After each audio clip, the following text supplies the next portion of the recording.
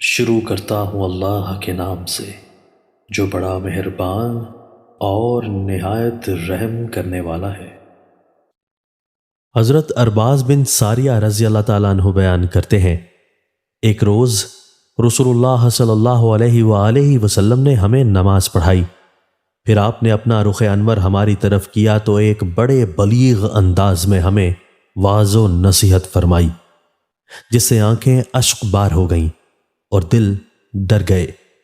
ایک آدمی نے عرض کیا، اللہ کے رسول، یہ تو الوداعی نصیحتیں معلوم ہوتی ہیں،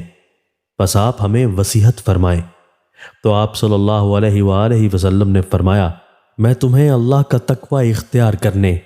سننے اور اطاعت کرنے کی وصیت کرتا ہوں، خواہ وہ امیر حبشی غلام ہو،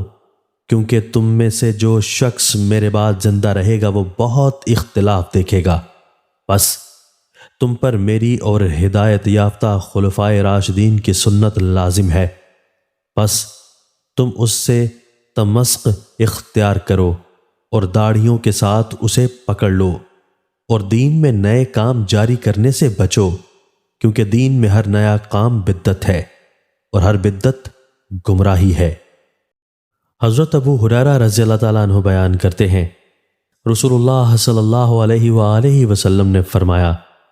آخری دور میں فریب کار جھوٹے لوگ ہوں گے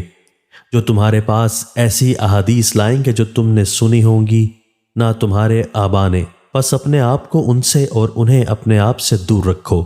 تاکہ وہ تمہیں گمراہی اور فتنے میں مبتلا نہ کر دیں۔